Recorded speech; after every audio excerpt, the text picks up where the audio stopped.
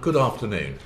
This is the first session of the committee's new inquiry into disinformation and diplomacy, and this particular one is to act as a sort of primer for you to educate us on the details of the area we are about to examine. And I should begin by conveying the apologies of the chair of the committee, who sadly has had an accident which has temporarily meant that she's unable to join us, but hopefully she will be back in her place quite soon.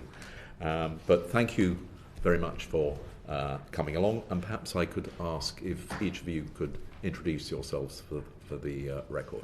Perhaps Professor Innes to begin.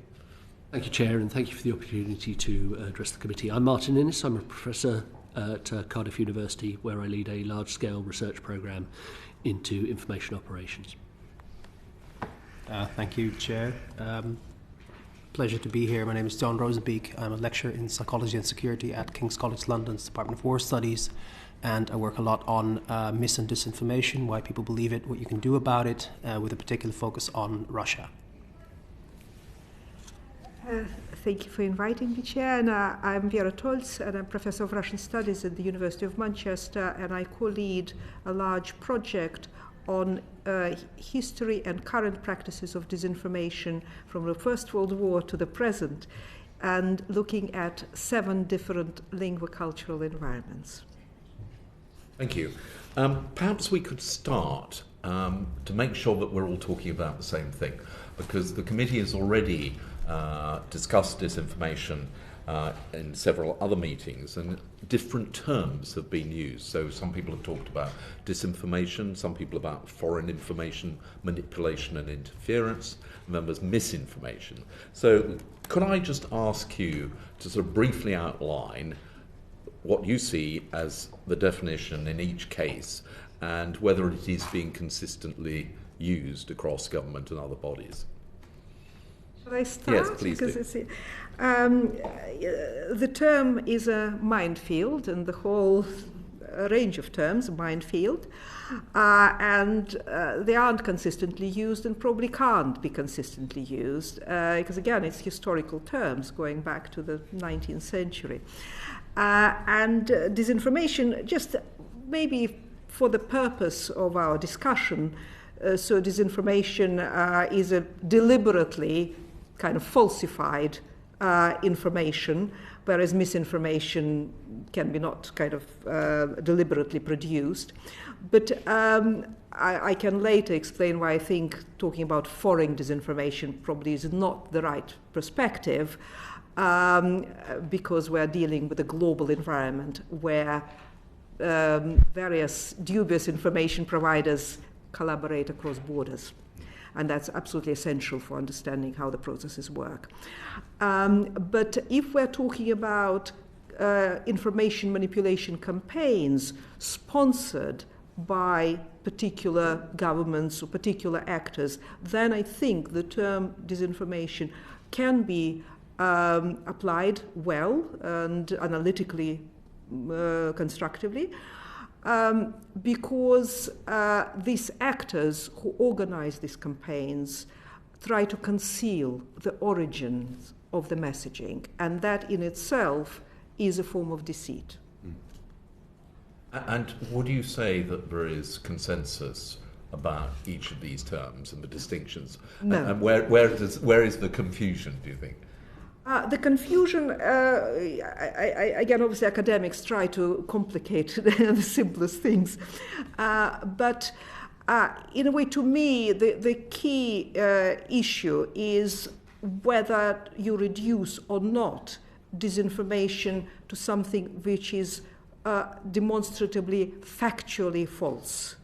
And to me, this is a too narrow definition, because, again, we will talk about people's reactions to dubious information.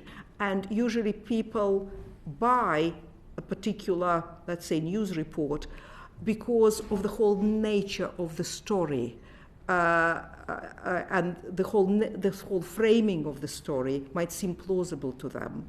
And then, in a way, if the framing is very questionable, whether individual facts are correct or not becomes less important. But I think key, for purpose of our discussion, the key issue is whether we reduce or not disinformation to just factual falsehood.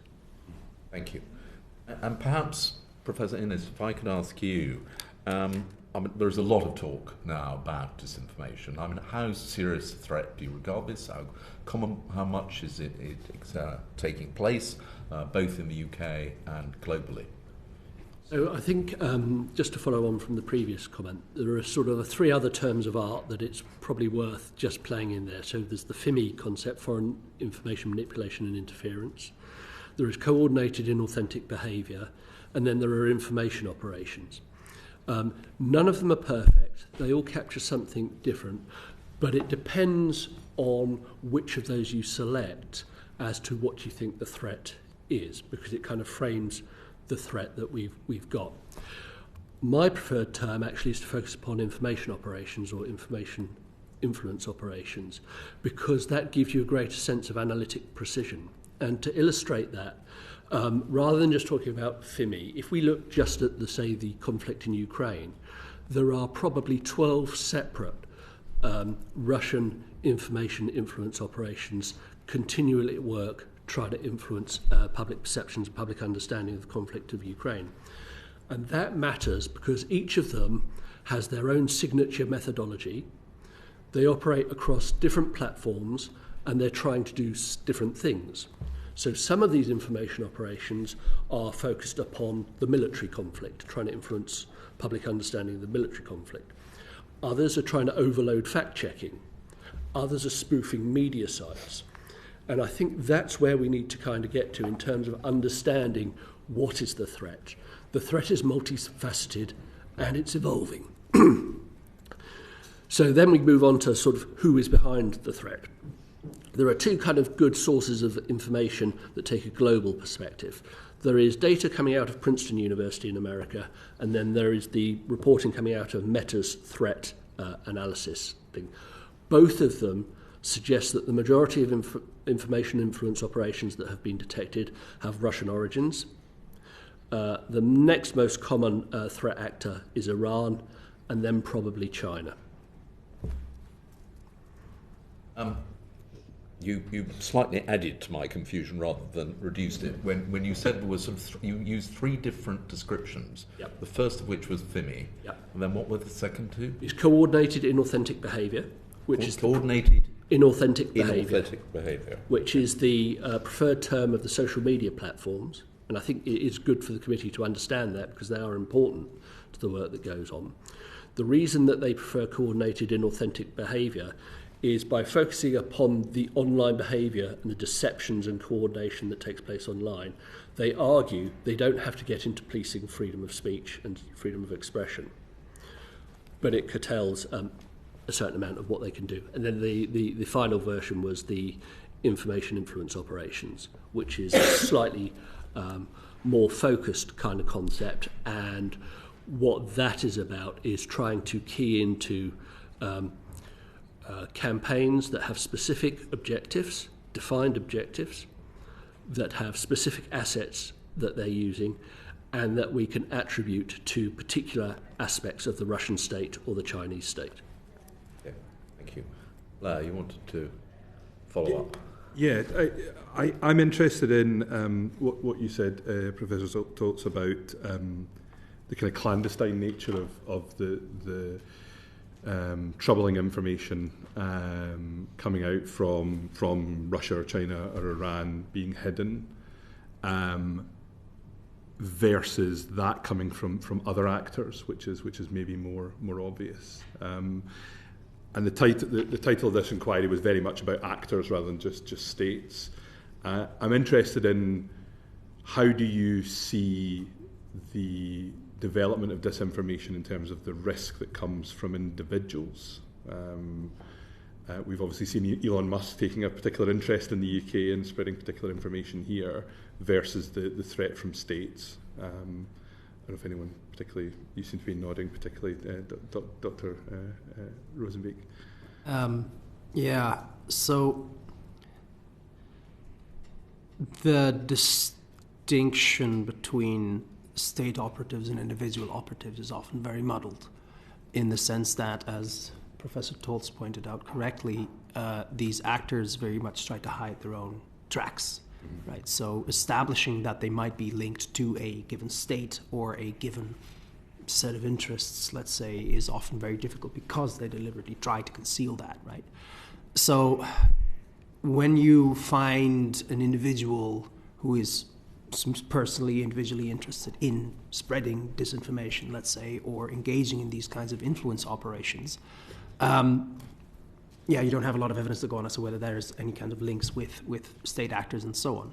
In the case of Musk, we can only really look at what he does, I think, in terms of the risks that might pose to the United Kingdom, right? And those risks translate practically to things like,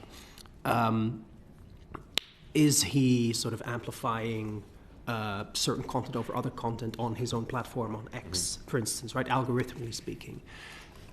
There's some evidence of that, but it's not really clear in the sense that he simply him retweeting someone gives them a lot of attention, right? That he doesn't need to change the algorithm for that at all. So in that sense, I think the evidence with respect to the deliberate manipulation of the information environment for political purposes to act against the interests of the United Kingdom, that is too much to say out loud, I think, in the sense that evidence isn't that clear. But we're also thinking about kind of threats in the sense that we don't necessarily need to have 100% certainty on that evidence in order to consider something a threat.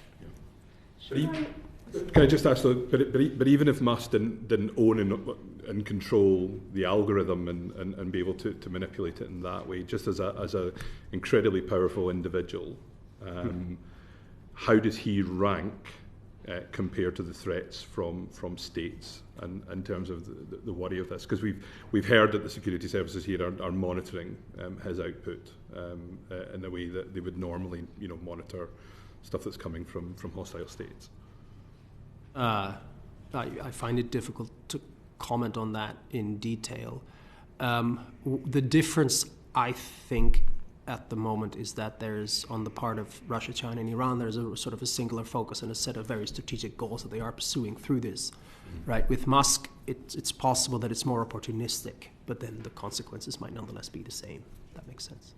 Sorry, I comment on that, because I think what is very important that when we talk about risks to states from either individual actors or these organized influence campaigns, I think there's a huge distinction between, if we take operations from Russia specifically, which is kind of the domain of my research, to established Western democracies such as UK or US, internally, the influence on their population, the threat is not great. Whereas the influence of Russian campaigns in the rest of the world, including in the areas of strategic interest to the UK, for instance, could be great. Let's say the influence of Russian disinformation operations in Africa is significant and can be well documented, and influence on people's perceptions. Whereas the influence of Russian state or intelligence services actors and actors loosely affiliated with the Kremlin in the UK or US are, according to my research, much lower than of actors who are internal to democracy. And I think that there's a Musk's influence potentially in the UK greater than that of Russia. And I did a specific research on actually the influence of Russian disinformation actors, either proxies or, let's say, RT or Sputnik, in the US during the 2020 presidential elections. And you could see that the uptake of their communication on social media was incomparably lower than that of domestic American disinformation providers such as Project Veritas, with which, for instance, RT collaborated. But the following of Project Veritas, kind of disinformation around elections and stolen elections, so incomparably higher. Thank you. Afra. Yes, I just wanted to pick up on a couple of the things that Professor Innes and Dr. Roozenbeek were talking about before, to do with social media and some of the information which could be disinformation or misinformation that gets put on there. And just wondered whether you had thoughts on how we balance enabling free speech whilst addressing misinformation. Very good question. I think governments are rightfully very wary of interfering in speech, especially political speech, and I think that that is a good thing overall. So, in a sense, what we're concerned about is not necessarily whether, like, what someone is saying, but rather the authenticity of what is being said, right, and how it is being amplified, in a sense. And so, where I think governments are safe in considering some kind of intervention is not in the speech itself, but rather in how it is produced and how it is spread, right? Which is to say, if you can say anything you like, but if you use a bot campaign to make it more popular, we can say something about that with objectivity that doesn't touch upon interfering in someone's free speech to a certain degree. Similarly, I think that in this debate is almost never spoken about in the terms of market economics, right? There is a market for online manipulation, and it is wide open, and it is thriving, right? You can buy fake likes and comments and everything, and fake accounts and so on the open market. There is no ban on it. And in the UK, this is very cheap, right? Because you need a SIM card to verify a fake account, and SIM cards in the United Kingdom are, like, they cost pennies. They're super, super cheap. So in that sense, the price of manipulation in the UK is very low. We know we have an ongoing project, which I'm happy to present once it's out, sort of for public viewing. We're very happy to do so. But sort of initial data shows that it is incredibly cheap to do so in the United Kingdom and incredibly easy.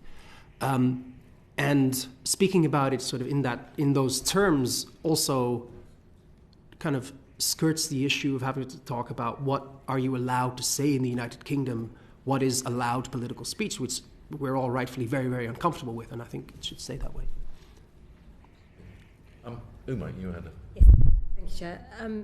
Professor Tolz, I was reading some of your work, and one of the multiple things stood out to me, but two of the starkest things that really stood out is that when you've written that Russia continue to perceive the media environment as a strategic tool, and then we've witnessed factually falsified content on a scale unprecedented even by the standards of the past decade.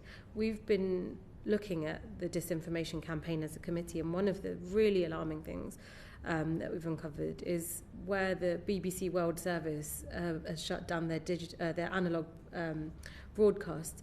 RT and Sputnik have taken its place and are pumping out sort of propaganda, if you like, on these airwaves that used to be BBC World Service. And I've asked a number of our witnesses who've appeared, should these be the things that Britain takes into account in the future in terms of impact on our own democracy. But looking at the content that they're putting out, how concerned do you think we should be? Because in one hand you could say, well, this is a radio station that serves a region in the Middle East, why should we worry? But what do you think the impact on us could be here? Obviously, Western states, including the UK, want to obviously kind of engage with foreign countries, with Arab-speaking world or whatever, and have these countries sort of on their side. So there is a kind of strategic competition between Russia and the UK in relation to Asia, to the Middle East, to Africa. So in that sense, it is a concern. And yes, in those regions, RT, which you mentioned, is doing much better in terms of engaging audiences and probably influencing audiences than it did in the UK even before the ban. But still, sort of the latest research I've done in terms of audience engagement with comparing RT with specifically BBC and other Western broadcasters, in the Arab-speaking world, RT was ahead in terms of engagement of the BBC and ahead of the CNN. It was below only Al Jazeera. So there, RT was sort of doing very well in terms of its influence. It also has been doing well in Latin America. Now increasing its market in Africa because it didn't used to be its target. Now it is after the bans in the West. But all this comes with a caveat because so what we looked at is social media engagement. And what happened that RT, because it was set up later as a broadcast, much later than BBC, but also the other major broadcasters, it started using social media platforms quicker and more effectively than Western broadcasters. That is the reason. So RT from the beginning knew how to use this medium, and actually, in a way, broadcasting was more for symbolic kind of significance. Most of the resources have been put in social media communication. But so we used analysis of social media following, the types of engagement, and RTS in these parts of the world, on paper, is doing well. The only issue is that because a lot of kind of things Russia is doing at the moment is kind of falsification on a large scale, I asked members of my team to check the percentage of accounts which follow RT in terms of their being genuine or not. And there are particular tools which they can't tell about individual accounts for sure whether they're genuine or not. They can give a ballpark figure of the number of accounts following a particular media outlet which behaves suspiciously. And if you look at the BBC following, the number of suspiciously behaving accounts, which are likely to be bots, is just 1.52%, so very low. In relation to RT, in our analysis, 39% of accounts were potentially bots, so created by Russia itself. And this, of course, throws all the figures in terms of following and engagement into question, and in doubt. Thank you, that's really fascinating. Following up from that, and maybe I'll go to Professor Innes. How common are disinformation campaigns like this, whether it's through bots or social media or through more mainstream broadcast channels? How common is that? We're looking just at Russia, but globally, is it a common occurrence now? Yeah, so I think the best data that we've got tracks between 2011 through to 2023 and suggests that over 70 countries have been targeted now, and there are multiple countries that have been attributed engaging in these kind of activities. As I said, the most commonly identified one is Russia, followed by Iran, followed by China. I think we are kind of in a situation now where we are living with disinformation. We're not going to eradicate it. We're not going to get rid of it. And that's the kind of perspective we need to bring to bear. And is it mostly in the English language? I mean, because we're obviously focusing on RT putting out things to perhaps a Western audience, but is it in other languages as well? It's in pretty much every language that you can think of. We detected some Russian operations seemingly experimenting with Welsh and Gaelic fairly recently, which is obviously quite a small niche language on a global scale, but that is increasingly the direction in which they're heading, because it's kind of one of the things that social media affords is an opportunity to engage in micro-targeting. So whereas previously propaganda was a fairly mass population kind of effort, you're able to use these tools to kind of target different ethnic groups, different regions, different languages, and that sets up a range of possibilities for you in terms of being able to exhibit malign influence. And Dr. Roozenbeek. Yeah, if I can add to that.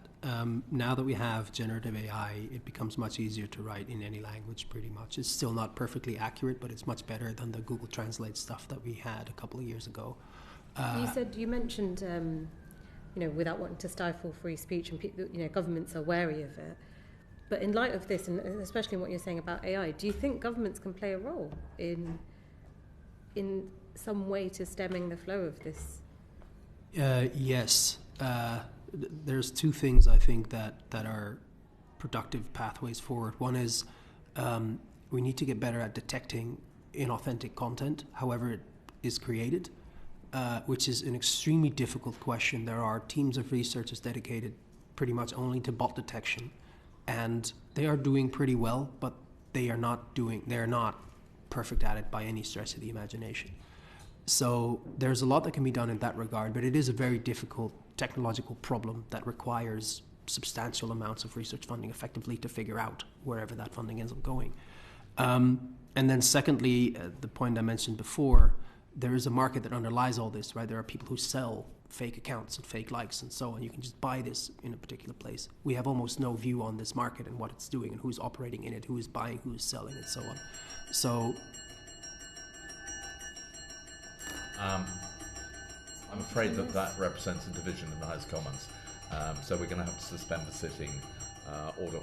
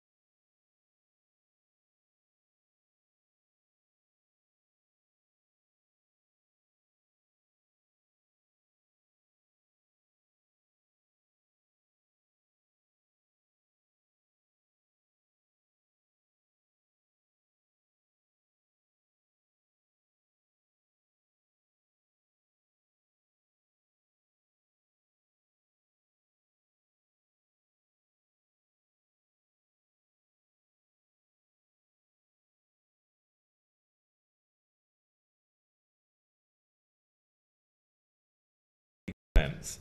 And as I say, I'm afraid the House of Commons sometimes causes these interruptions. But Uma, I think you were just finishing your questioning. I was, yes. Thank you, and thank you for bearing with us. You were explaining, Dr. Roozenbeek, that the two pillars, if you like, if I can call it that, of fighting disinformation. And one you said was better detection of the disinformation, the bots, and the other was the people who sell those fake accounts. So if you could just pick up on the fake accounts bit.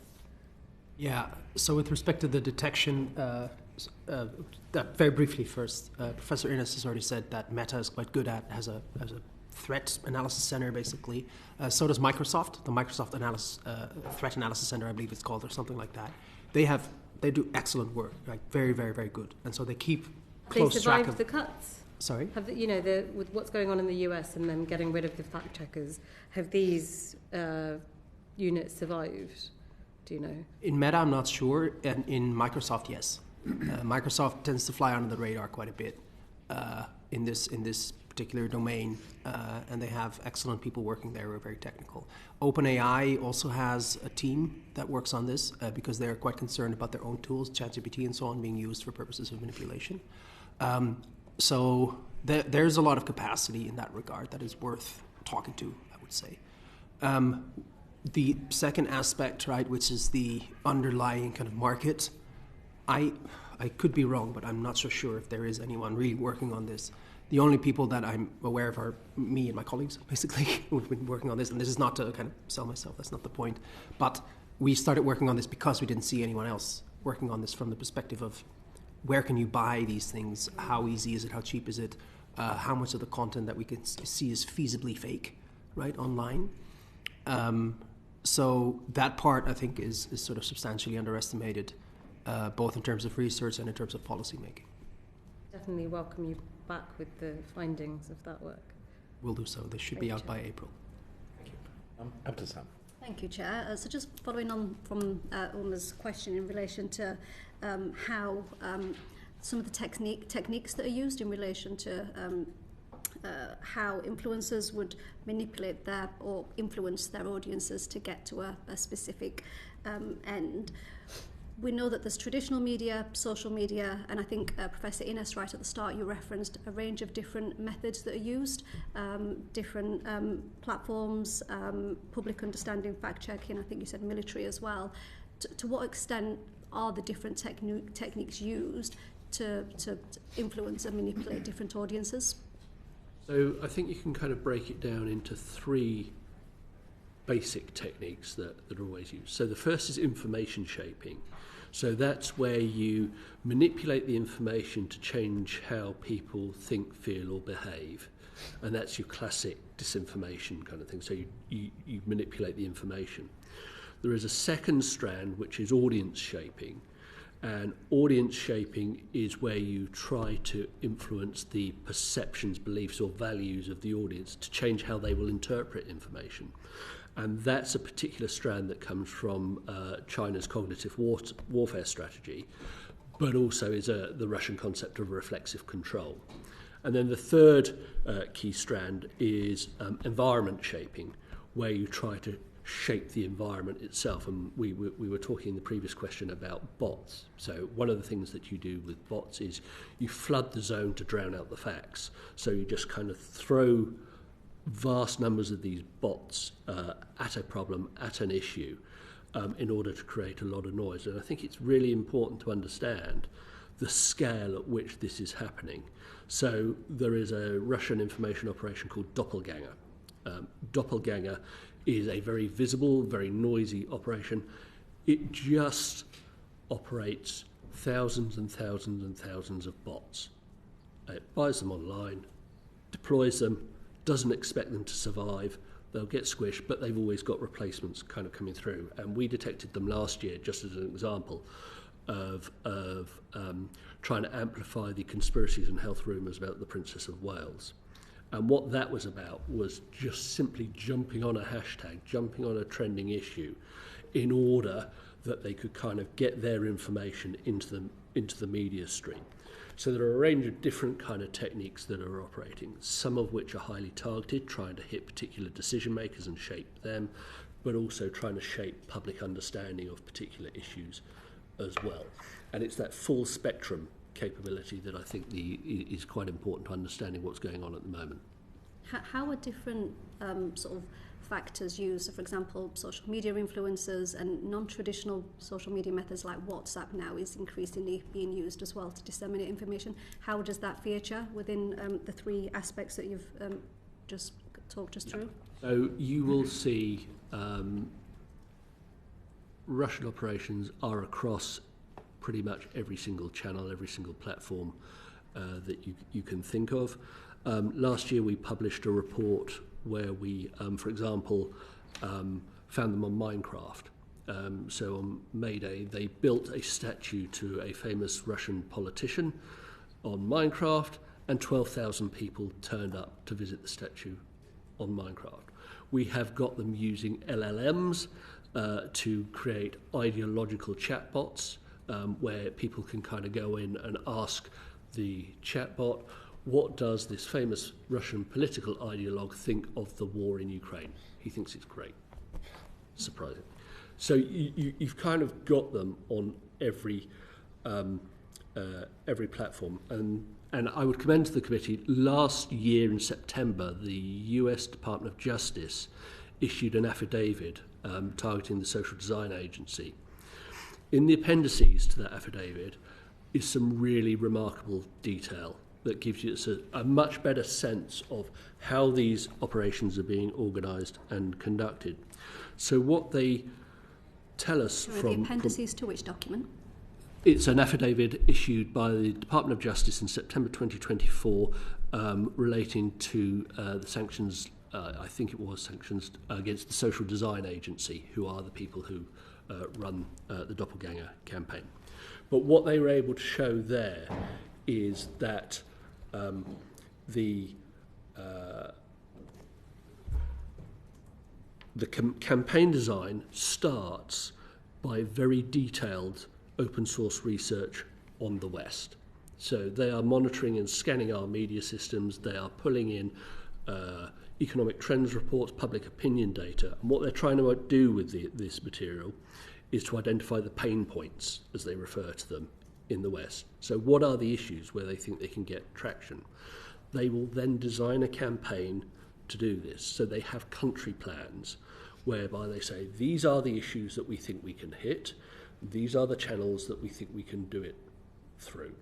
They will then design their social media assets, and we can see them having performance targets for how many textual bits of disinformation or narrative do we put out, how many images, how many memes, how many videos, and they prepare comments in relation to that, and then they monitor it.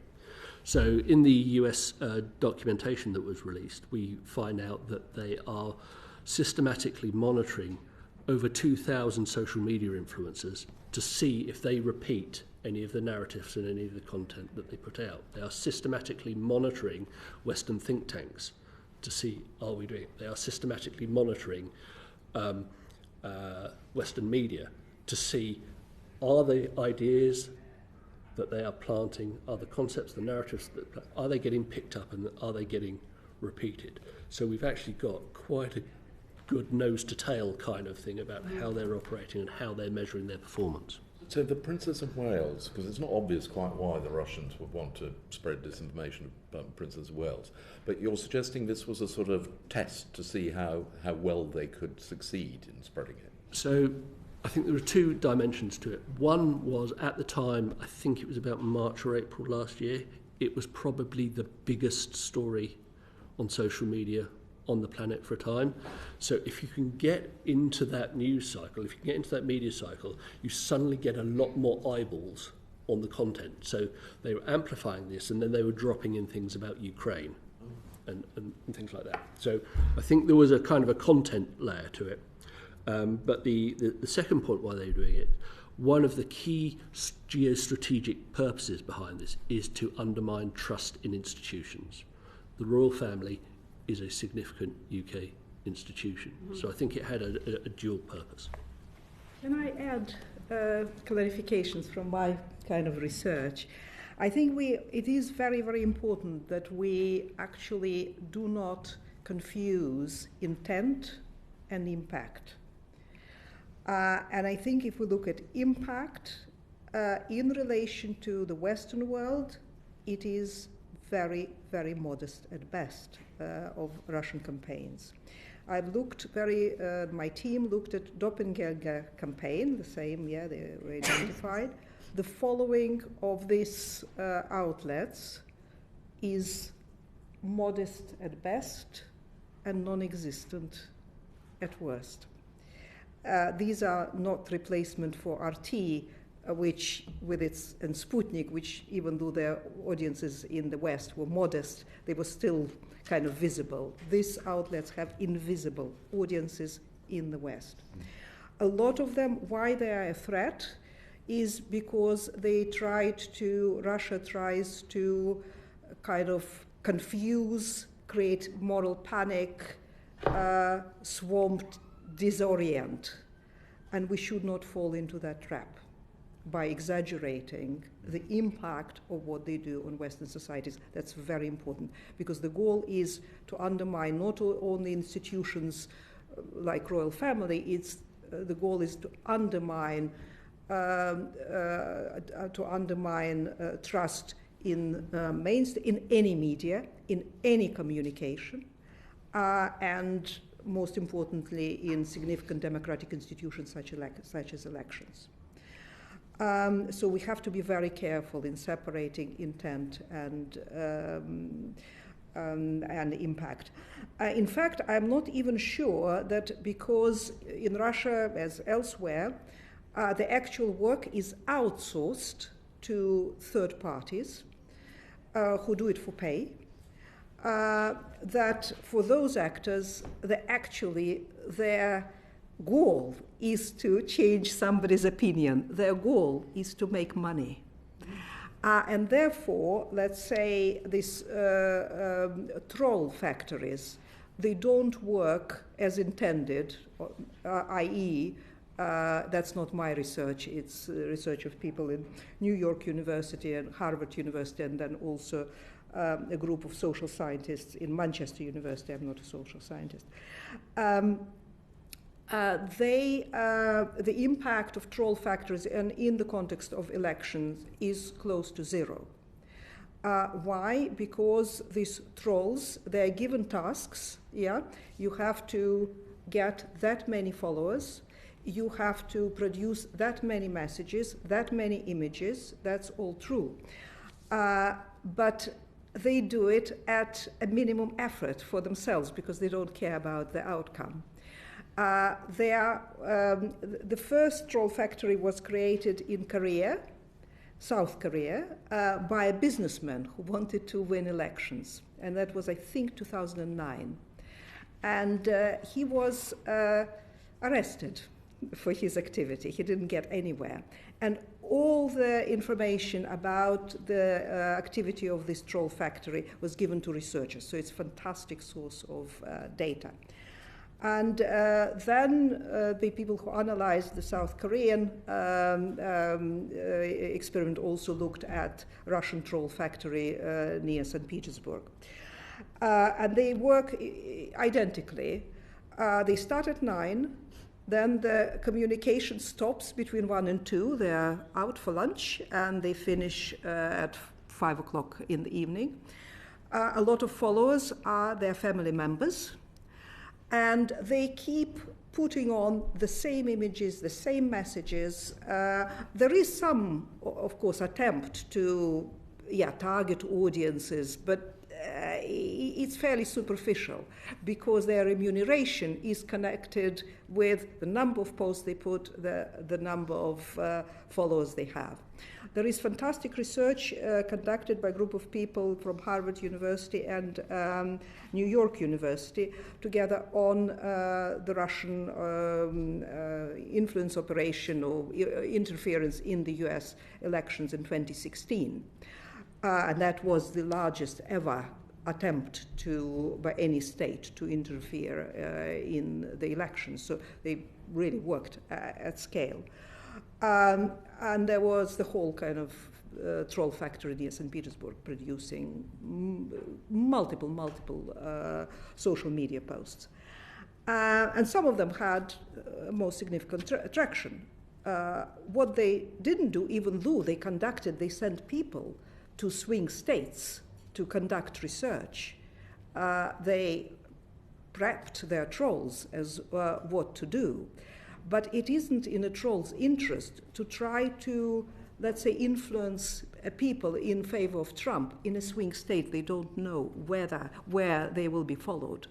So they produced a lot of pro-Clinton posts in, let's say, New York, and pro-Trump posts in Texas. The most followed account was pro-Trump account in a district of Texas, which is the most heavily pro-Trump. And so the conclusion of sort of my colleagues from Harvard and from NYU was that operationally, the work of this troll factory in 2016 in the US election, it was an operational failure because they didn't influence the results of election. But it was a huge strategic success because of the amount of publicity they've created around the interference and sow doubts in the basically electoral process. So we have to be very careful not to exaggerate or see the threat where there is. And again, in relation to the 2016 election in the US, there was a threat from Russia, but it was elsewhere. The threat was from hacking. And so part of the operation was Troll Factory, but there was also Russian hackers. And they hacked the Democratic National Committee accounts. And they leaked through Assange, WikiLeaks, they leaked the information hacked from Clinton's computer and other DNC computers. And of course, because of the nature of the media and mainstream media, what the mainstream media in the US and elsewhere discussed was not that these were foreign powers hacking computers of one of the two main American US parties, but they discussed the content of these messages, and then that went against Clinton. So in that sense, the Russian operation might have had an impact on 2016 elections, but we have to be kind of very clear where the threat lies. Okay, thank you. Just coming on, sort of taking an aspect of what you've referred to there in terms of trolls, bots are slightly different, and coming to you, Dr. Roozenbeek, earlier you referenced AI and the use of AI in generating information that may or may not be misleading. Could you expand on that and tell us to what extent AI now is overtaking, in your view, or not? Yeah, it's a difficult question. I want to echo Professor Tolz's sentiment that the Russians do not have unmatched powers of manipulation, right? They do not have a unique insight into human psychology that we do not, right? It is simply a sort of dedicated effort to pursue these types of operations, hoping that they will pay off in some way, and they seem to be thinking that for the moment, which also means that we should be taking it seriously, but not, as Professor Tolz correctly points out, to kind of refer to it in a panicked manner as though we are collectively being manipulated by the Russians into doing things we don't want to do. That's the wrong frame, because that is not what's happening. With respect to AI is a tool, and it is pretty easy now, and a bit easier than it was before, to use generative AI, specifically large language models, to post content online, right? Previously, this would have to be either procedurally generated, kind of pre-generated content, or written by humans. You don't have to do this anymore. And it's now becoming somewhat possible for bots to reply to people in a way that looks kind of natural, right? Is that overtaking troll farms? It's hard to say. I think they are operating in tandem because they both serve their unique purposes. But what I don't think AI is able to do better than regular old trolls have been doing before is overcome kind of the content moderation measures that are already in place, right? Like rate limits, you can only post so many times an hour before you're flagged as suspicious, right? Let's see, if you keep repeating the same phrase over and over again, and so on. So there are policies in place, right, either in the Online Safety Act or in the Digital Services Act in the European Union, or the policies that the platforms impose themselves, that AI cannot magically get around in a way that we were not able to before, right? So in that sense, it makes the creation of authentic looking content easier, but not the production. And secondly, there is no really good evidence that AI is better at lying than humans are, right? That we've kind of tested that, and there is a bit there, but mostly it's not really, like, it's not the case that AI generated lies are seen as more persuasive than lies created by humans or whatever we were able to do before. So in that sense, I don't want to overestimate the importance of AI in this debate. It is there and used as a tool because it makes things easier, right? But it isn't, at least as the weight of the evidence currently shows, a unique way to kind of short-circuit the human mind and make it easier for you to acquire false beliefs just because it's make use of AI. That's not. Are we able to use AI to counter the threat, to try and identify bots that are out there? Yeah, that's an open question. In theory, yes. In practice, you are running a race against someone who is running at roughly the same speed. Kind of a Red Queen problem, like from Alice in Wonderland, pretty much, where everyone's running just to stay in the same place, more or less. So as the manipulation tools become more advanced, so do our detection tools, but relative to each other, we're staying in more or less the same place.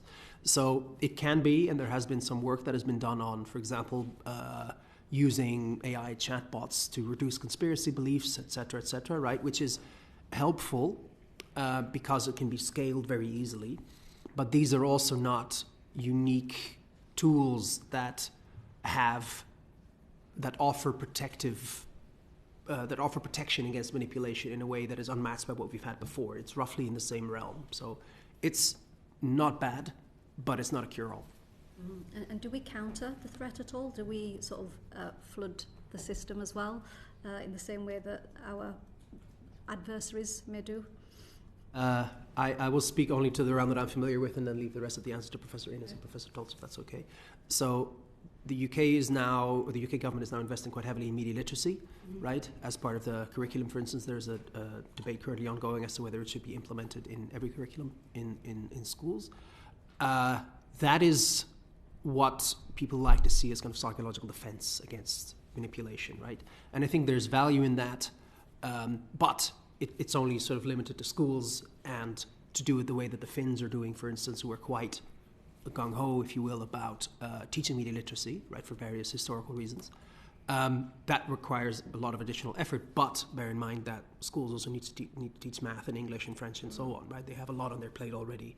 So just to put it on the plate of the education system is perhaps not quite fair, right? Uniquely, at least. There are there's a lot of initiatives going on in the UK as well around fact-checking, which has been quite helpful, right? What they call pre-bunking, so preemptively debunking misinformation. That equates roughly to media literacy in a lot of ways as well. That's ongoing, but that's the psychological component, right? Raising individual level defenses. But that says nothing about kind of systemic protection, if you will, right? What do we do about algorithms, et cetera, et cetera? So what guidelines do social media platforms need to meet in order to be able to operate in the UK? These are all discussions that are quite separate from that.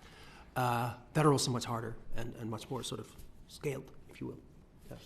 We've got a couple more questions quickly about AI, I think. Blair, did you want to? Yeah, just quickly. So we're talking a lot about prevention with AI, but not necessarily kind of accountability. So if Russia drops a bomb in a hospital, we hold Putin accountable, but we also look at the supply chain that allowed him to have the missile in the first place.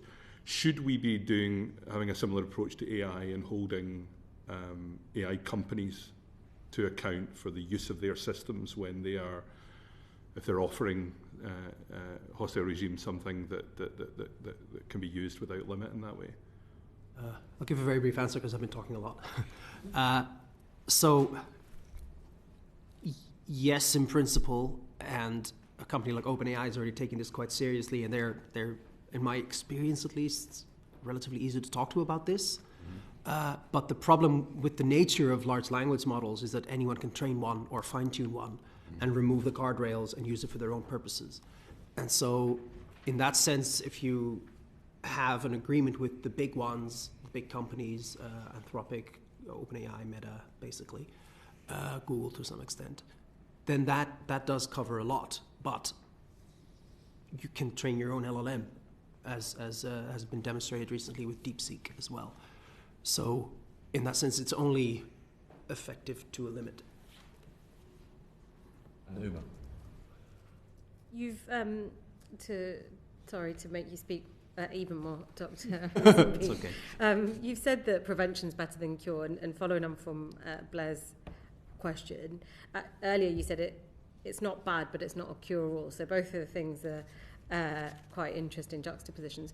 Your game, the bad news game that you have worked on during COVID to fight the disinformation around COVID, what can we learn from that? Are there lessons to be learned, and can we put things like that in place here to teach not just the next generation, but even some of us around this table? Well, that's very kind of you. I think these are the kinds of things that should be seen within the limits of learning, if you will, right? So these tools are useful for making media literacy, if you will, more accessible, right? Because they use humor, let's say, and kind of original, maybe storytelling or something like that, to circumvent that resistance that a lot of people have to, well, to put it crudely, a boring kind of, you need to know something about media literacy, which many people wouldn't be necessarily interested in, right? So for a number of people, they're like, oh yeah, fine, that sounds interesting, I'll play it. And for those people, there is a learning effect that occurs in terms of the ability to identify the various techniques that are used in online manipulation. And that's healthy, I think. But the limits to that are that people forget things, right? So playing it once doesn't mean you'll remember forever, but that's with all learning, right? Like if you don't practice how to do differential equations, you forget too, right?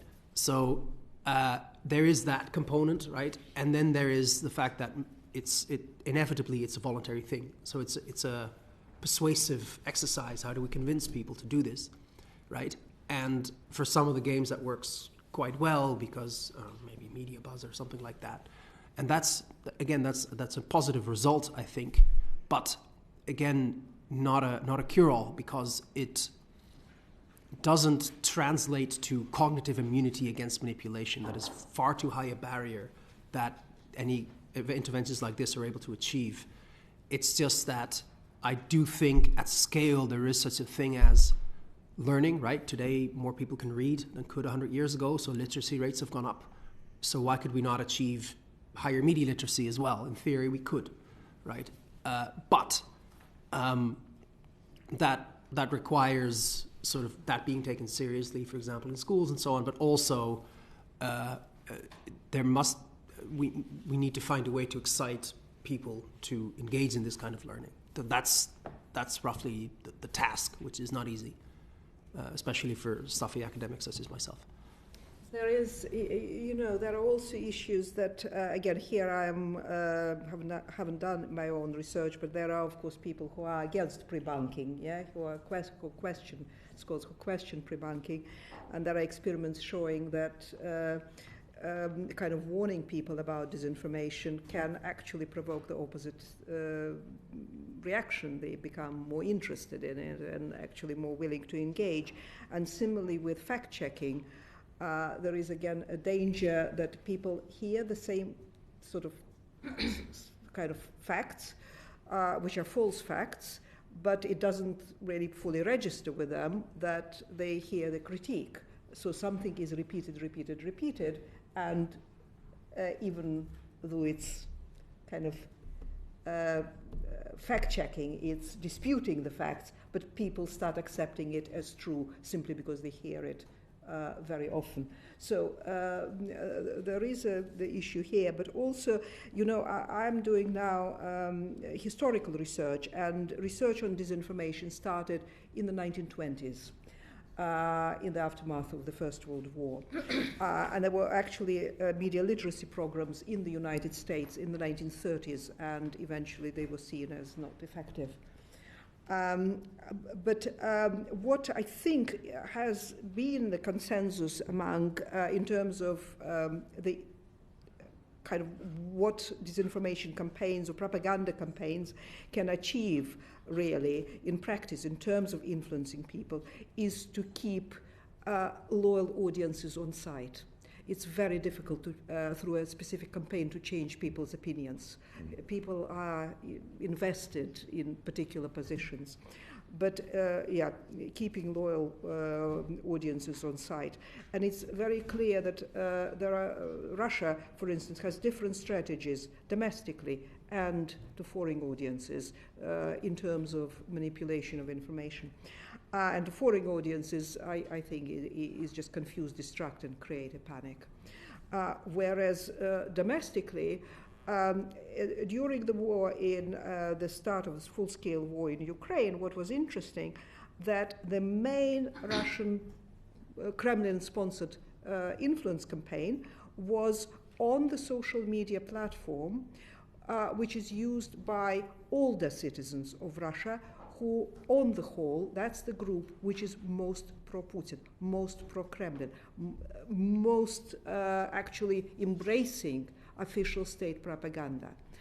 Not on social media platforms which are used more by younger people who could be more critical, because they wanted to keep this audience on site, and they knew that they could do, whereas they were not sure they can change opinions of those who were skeptical. So that we should remember that as well. So it's all very complex, really. Alex. Thank you. And I'm glad you mentioned young people, because we were talking earlier about elections, and we were speaking to people from Romania about the cancelled elections a few months ago, where they believe certainly there was large-scale Russian interference in TikTok. So, Professor Tolz, could you say something about the interference there, and should we be worried about that sort of interference in the upcoming election, again in Romania and maybe in Germany later this year? I'm sure there was a campaign in Romania, yes, on TikTok, organized by Russia. It's documented. There is no doubt about that. Whether this campaign led to the election outcome, that we don't know, and nobody knows. And it's actually very difficult to prove. The debate which is now emerging also in Romania is that the current incumbent politicians are using the fact that there was this Russian campaign to challenge the results they don't like. And this, in general, again, it is accepted in Romania and elsewhere. This is quite a dangerous tactics, because election is the core of any democratic state. And questioning the integrity of electoral process potentially is lethal for democracy. So one has to be kind of very careful. But within our project, we did not have originally Romania as a case study, but we now got more funding to actually look at Romania and the Russian campaign there. I'll be happy to share with you once we actually have the results. I have no doubt, again, that there will be a Russian campaign related to German elections. Again, I think it will be very difficult to prove that there is actually any sort of significant impact. But historically we know that the Russian actors have been collaborated with Alternative for Deutschland party, and they will be doing that, I presume, again. But there are other reasons apart from Russian manipulation as to why people, and including younger people, and particularly in the former eastern part, in former East Germany, tend to vote for Alternative für Deutschland. And to me, this is kind of the first question which needs to be addressed, really. So clearly what these disinformation actors do, and Russian disinformation actors, they tried to use existing problems, existing cleavages. They amplify. They usually don't, as I think was mentioned already by Martin, they don't invent, let's say, their own conspiracy theories or their own stories. They use something which is already there, which start getting salience, which is disruptive, and they try to amplify it. Thank you. May I ask on that particular point, Professor Tolz, has that changed since the Cold War? That approach that Russia takes now of using a modicum of truth or some basis for the disinformation to build upon, is that something that the Soviet Union used to practice during the Cold War, or is this a new departure? No, I don't think it's a new departure. It's not just the Soviet Union. I mean, I say the first kind of really modern disinformation campaign started, and they were practiced by all incumbent governments during the First World War. And then by Soviet Union, Nazi Germany, even, let's say, in Nazi Germany, Goebbels acknowledged that most disinformation, manipulated information, which has to be factually accurate. And the Soviet campaigns were kind of, in a way, very similar. They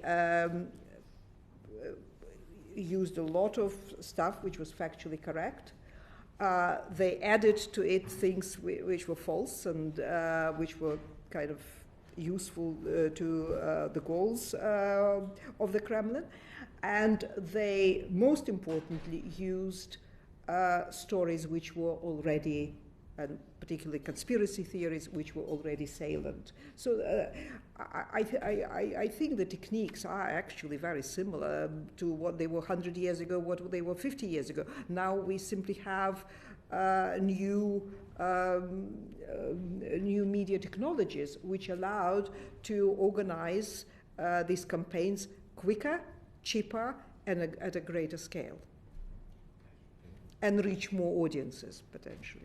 Alex. Thank you. Professor Innes, we talked a bit earlier about the UK's response. I wondered if you could share some reflections on how effective our sanctions have been against RT and other agencies, and also how well you think the Online Safety Act might be to prepare us for this information space. I think the impact of sanctions in this particular area is not really understood. Some of the individual organisations that we have looked at who have been sanctioned both by ourselves, the US and the EU, seem to have taken that as a badge of honour. And actually it has resulted in them being receiving awards for their work in Russia, securing more contracts and securing closed contracts, so they're not bidding on the open market before. So I think sort of the unintended consequences of some of this is quite significant.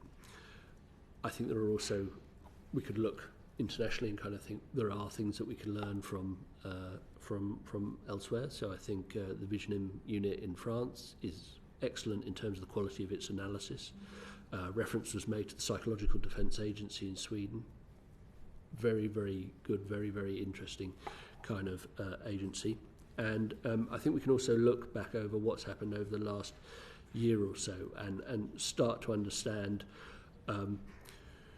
there are limits to what we can do here, but there are things that can have a practical effect. So we can create friction in that. So one of the really interesting elements was the disruptions that the US ran prior to the elections, whereby Facebook and others deprioritized political content in their algorithm.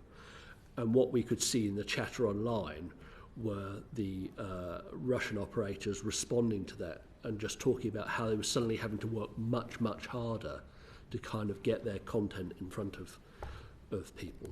But there are some kind of really tricky issues here in terms of what does a concept of deterrence for information operations look like? What are the things that we can do? And how do we do them in ways where we don't induce the unintended consequences that we're trying to avoid? Thank you. And just finally, I mean, when we were in France, we heard about their work with Telegram. Obviously, the CEO was arrested after Telegram was not cooperating with the French authorities. We met the Brazilian ambassador. We spoke a little bit about how they suspended Twitter when they were not complying with disinformation requests from the Brazilian government. Do you think we need to be tougher on the social media companies? Is the UK being... are we allowing them to have too much sway, do you think? Yeah, I think one of the recurring themes that has come up in the evidence today is what is the balance between doing something about this and protecting free speech and establishing the thresholds for intervention. And I don't think that has ever been done in a particularly clear and well-defined kind of way. And to appreciate that when we are doing that, there are a number of different stakeholders, a number of different parties in the room. So there is government, there is the public, and there are the platforms in the middle there. And I certainly personally think there is a case for saying we need to revisit the extent to which platforms are responsible and accountable for the things that are published on their surfaces, out of which they are making considerable amounts of money. Afra. Thank you. Professor Innes, we've obviously talked extensively about the kind of main hostile state threat actors who are spreading disinformation. I wondered whether you could perhaps speak about whether there are, or which are the kind of most important non-state threat actors, and what challenges there might be to attributing disinformation from those actors perhaps to states. Yeah. So one of the key movements that we have been tracking in terms of how information operations are organised and conducted is a shift to what we refer to as living off the land, by which we mean that whereas earlier versions of the Russia and Chinese information operations around the 2016 election were very much, we have employees, we curate accounts, we build accounts. That's not what is happening now. What is happening now is state information operations are scanning social media and looking for narratives that they can exploit and amplify. So it's not a question of that there is necessarily a divide between particular individuals who are non-state and a particular kind of state-based. It's the interaction, it's the blend between them. And Dr. Roozenbeek talked about the monetization of this. There are undoubtedly influencer-type actors online who are monetizing this kind of activity, are realizing that they, by promoting particular positions and generating conflict and attracting attention online, they can make significant amounts of money out of doing this. And there is pretty good evidence of the fact that that is something that the state-based operators are now kind of looking at and just seeking to get behind those and amplify those. And that's a really tricky problem to work out what it is that you do about that. And I think related to that, you've written about conspiracy theories in the aftermath of terror attacks, and we saw the spread of misinformation after the Southport attack, for example. How are states amplifying domestic misinformation, particularly in the context of terror attacks? Yeah, I think Southport is a very good example of the dynamics that happen there. So what we can see is that the conspiracies, rumours, they occur organically. kind of thing. There are a group of Russian actors who are monitoring the media space. They kind of look at these and they kind of go, right, that one looks like it's got traction. We can get behind that. We can boost that. We can amplify that. And that will help us achieve our geopolitical kind of aims of sowing chaos and discord and all of those kind of things. And that's a kind of a repeated pattern that we've seen happening now. And that's one of the challenges, I think, for government in this space, in that government has, for a considerable amount of time, established a division between the foreign policy, foreign affairs kind of dimensions, and the domestic policy and domestic. Information doesn't work like that. Information isn't confined by borders. So actually understanding the flows between these agendas and then which parts of government are responsible and should be held accountable for that, that is quite challenging and quite new. Ask on that one, is the responsibility across government departments too diffuse? I read that there is responsibility for separate aspects of this in FCDO, the Home Office, Cabinet Office, Department of Science, Innovation and Technology. Is it just too diffuse as to actually be effective? I think there is a need to decide, do you want a decentralised model or a centralised, more centralised kind of model? You could do either. One of the things that strikes me in this space is what we might refer to as a degree of mirroring, in that military information operations folks are very good at understanding what their adversaries do. The intelligence services are very good at understanding what the foreign affairs diplomats understand what the other side do. We need all of those bits, but whether and how you join them together is the critical kind of thing. And the bit that has particularly interested me for a while, particularly when we look at what Russia is doing, is the outsourcing, is the use of contracted agencies who are more creative, more agile in terms of their approaches. They're kind of like digital natives. So I think whatever we put together, we need to appreciate that there are different dimensions to this, and it probably transcends the traditional remit of any single one governmental department. Thank you. Abdusam, were you? I think my question's been answered. Thank you. Just very briefly follow up on what you said, if that's okay. Yes, please. With respect to individuals, right, being involved in this space, it's not completely possible to see this as disconnected from the financial market, right? Crypto scams and so on, right? Crypto scammers make use of the same strategies and techniques that influence operators make use of, and they buy from the same marketplace effectively, and they use the same levers that they have available to gain popularity and get people to buy stuff and so on. So in that sense, political influences are very often tied to states for obvious reasons, but financial influence is not always. Can I ask you to measure the scale of the problem? Are there any elections or particular campaigns where you think there has been a significant impact caused by disinformation sponsored by Russia or indeed elsewhere?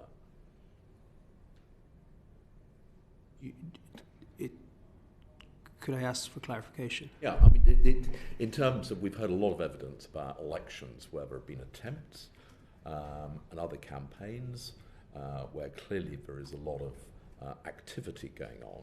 I wonder whether you, as people studying this, have actually said in this particular case, the outcome or the general belief was significantly affected by what Russia or others were doing. I would say it's, there were elections or votes where the amount of disinformation was huge and which would you say? I'll say, and probably that had an impact on the vote. But again, my position, and the others might disagree, is that comes usually from actors internal to that state, because they are much more followed. And I would cite two elections, which and one is election in the United States in 2024, and another Brexit. There were many disinformation actors, enormous amount of manipulated, very poor quality information, and you had particular outcomes. And it was an interesting study comparing informational space in the United States, where it's regarded as very poor. Oxford Media Research Institute, Internet Research Institute, they create maps of density of disinformation actors, kind of internal to the states, to the particular states. And the country with the greatest density is the United States, because, again, there is an explanation as to why in the United States so many online dubious information providers appeared so quickly. And then comes China, and then comes Russia. So the quality of media space combined with very low levels of trust in mainstream media in the United States in particular creates actually a very unwelcome environment during the elections in terms of the quality information people consume. And again, there was an interesting study compared with the situation in France, where the kind of media space during the elections available, which French citizens consume, is much healthier than it is in the United States. So that's the point I started my comments with, that we can't separate foreign disinformation with disinformation providers internal to democracies, and the two very often work together. You know, the Russian state and state-affiliated actors who participate in the campaigns, which Martin described at great detail, they collaborate, and they couldn't have done what they're doing without working together with disinformation providers internal to democracy. But I would say yes, Brexit and for what? But there probably were also elections in other parts of the world. I just don't know about it. When you say internal to the state, I mean, to some extent you could say that what we all take part in, which is, I don't know, political debate where you say if you vote for the other side they'll do this, I mean, that could be termed disinformation. I mean, it's where do you draw the line between what is robust political argument and disinformation? Yeah, it's an excellent question. And again, scholars go round and round in circle discussing that, and that's the issue we're sort of raising in our project. But let's take three outlets I looked at, which was set up by American citizens and which were very active in the elections in 2020 in America. I looked at, and it's Project Veritas, Breitbart, and Alex Jones's Infowars, and you can see the amount of plainly false claims. You know, where, let's say,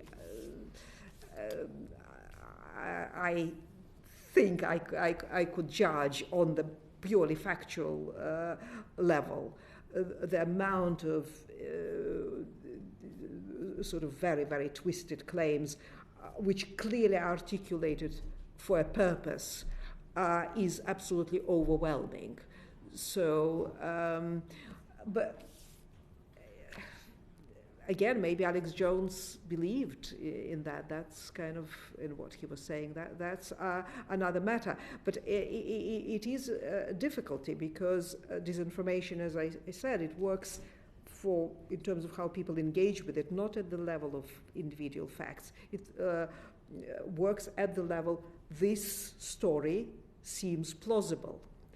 And what seems plausible differs from different lingua-cultural contexts, and that's, let's say, in Russian campaigns, the actors know that, and they tailor the story to a particular context, and some kind of story blaming the United States for, let's say, creating virus in something in the laboratory, that might look dubious as a story to people in Western countries, but let's say in Asia, Africa, Middle East, it could sound very plausible, and then it does not really matter what the facts are in terms of people's. But also there are, of course, even with conspiracy theories, some conspiracy theories then turn out to be true. That creates a problem. With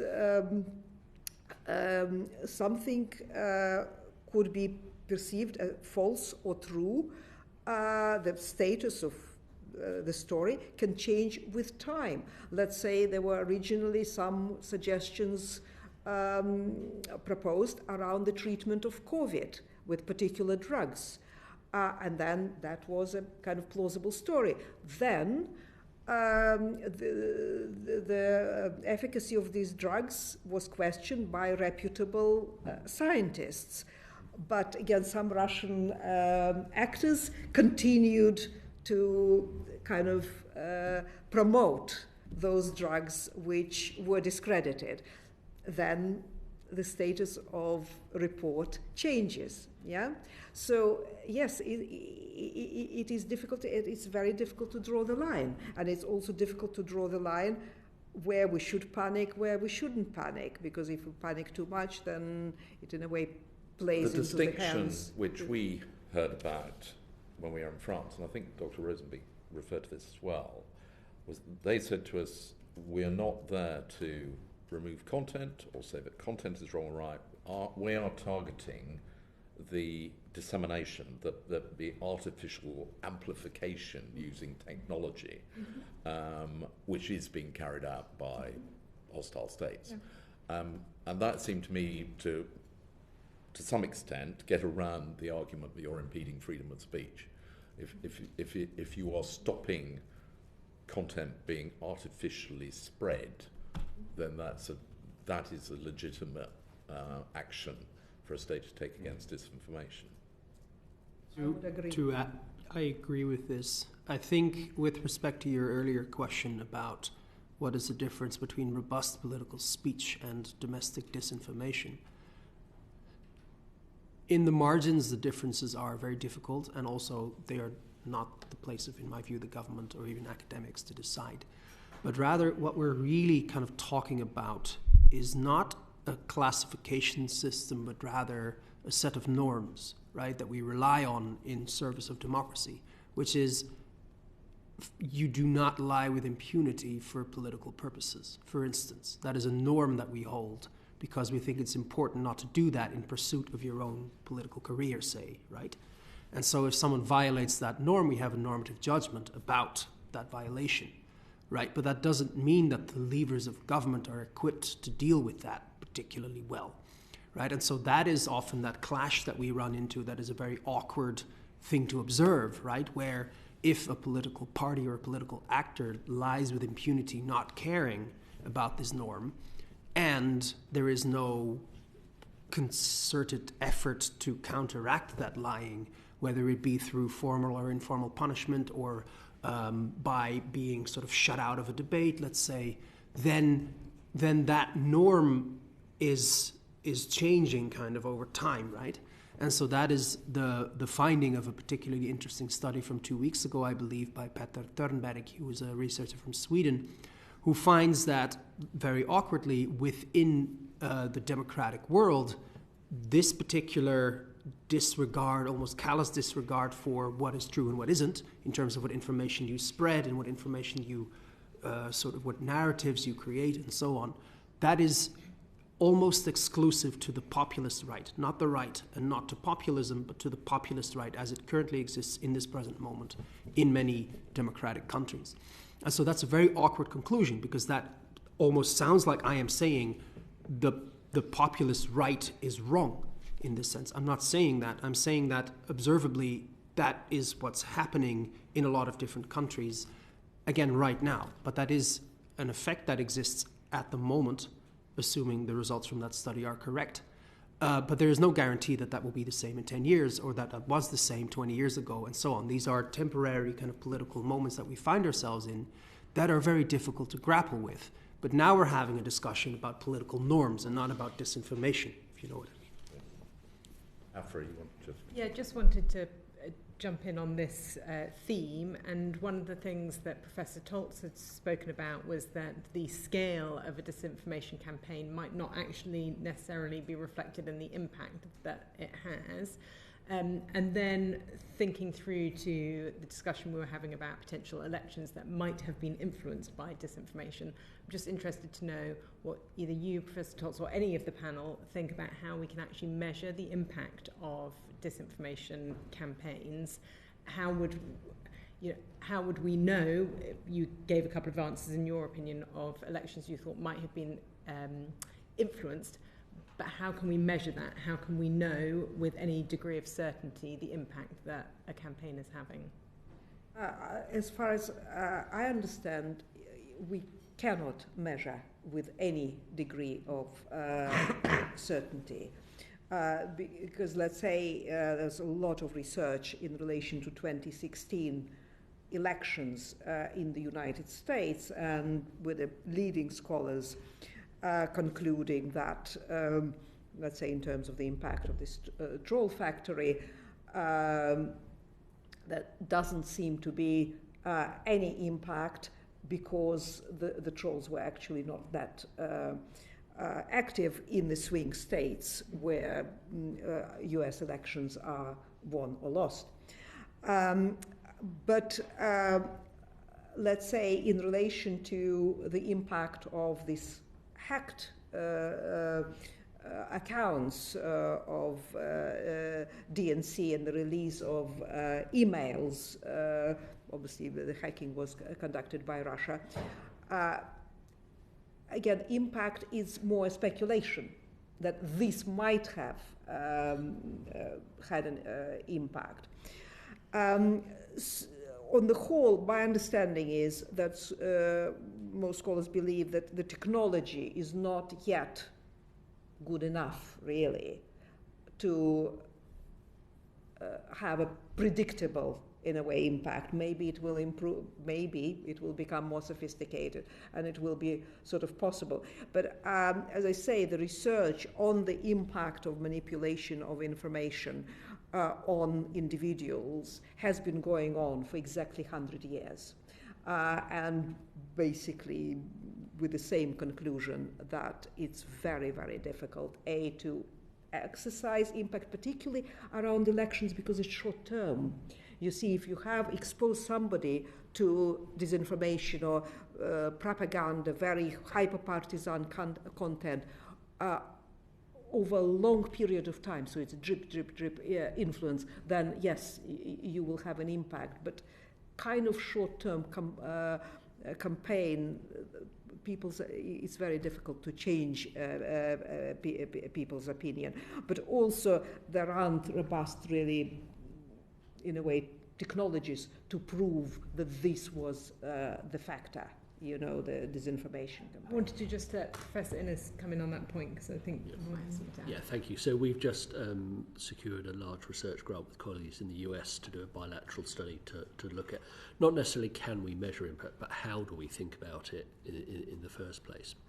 And I think we do need to differentiate between impact as a sort of a tactical operational effect and a strategic thing, or a chronic and an acute kind of phase, because there is a tendency in terms of how we ask the questions to think about an acute effect. So did something happen, and did it produce an effect on a particular election?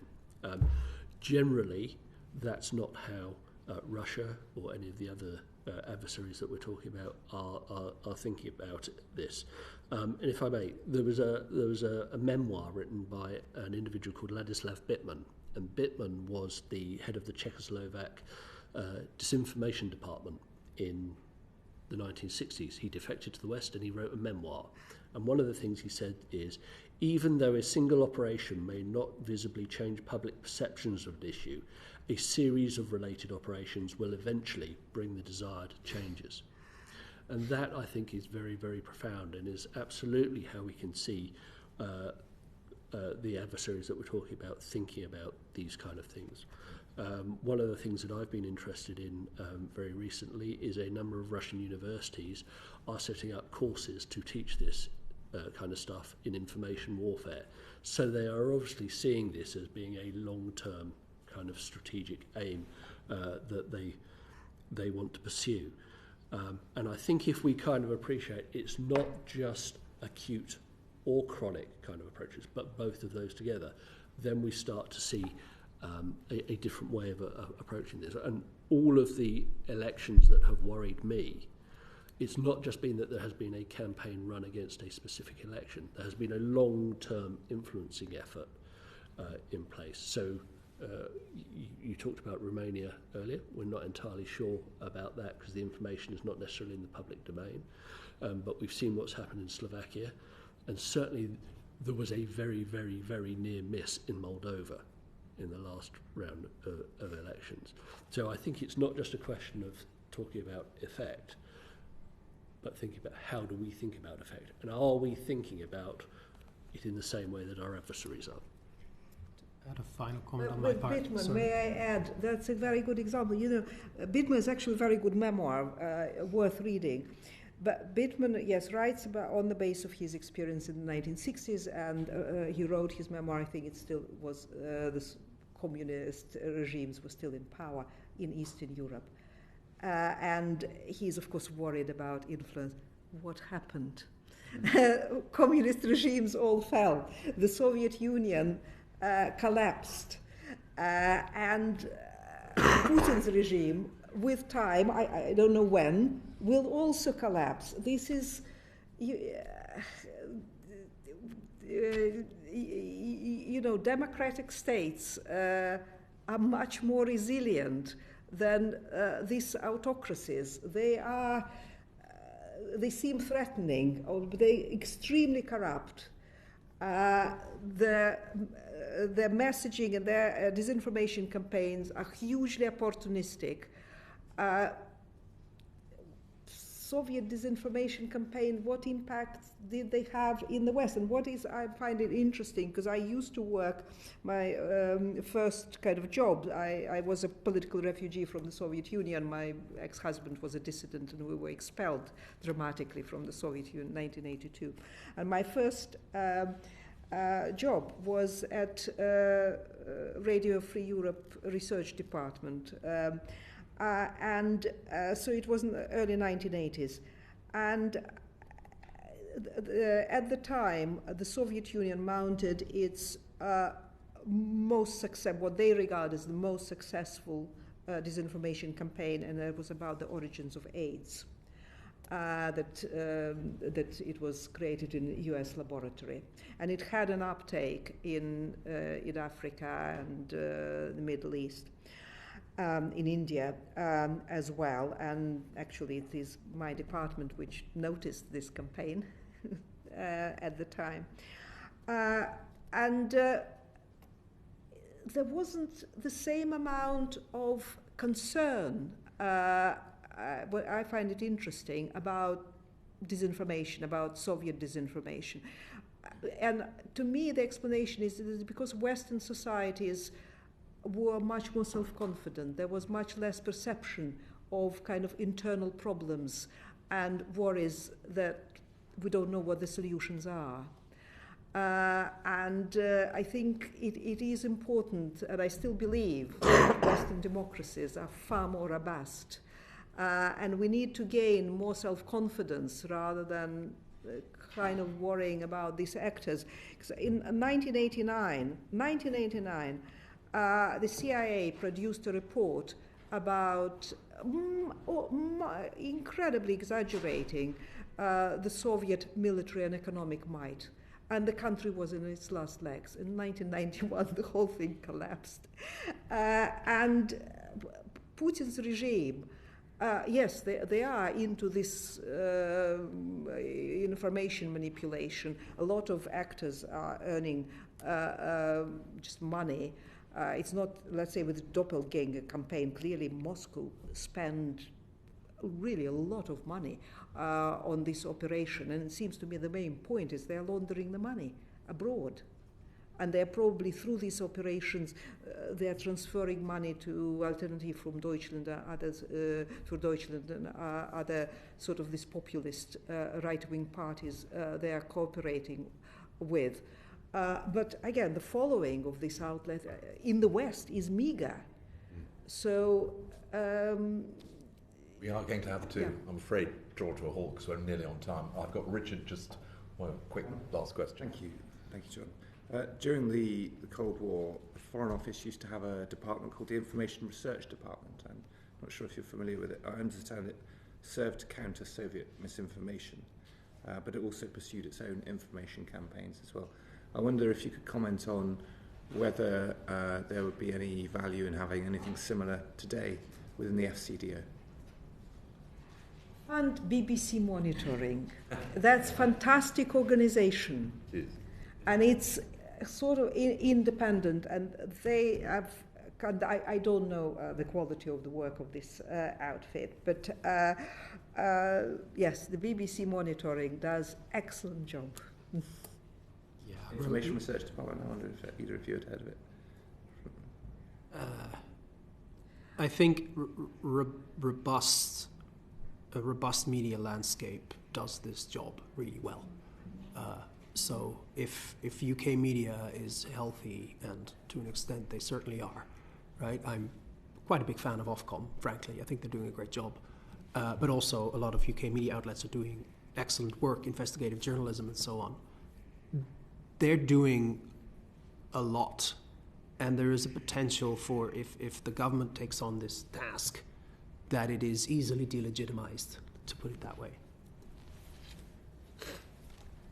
I wholly agree with that, except the bit about media being relatively sort of well-financed and successful at the moment. They are struggling, but the role they play, I completely agree. Yeah, they're producing great work, let's put it that way. And Ofcom is a great organization as well. It's been an absolutely fascinating session.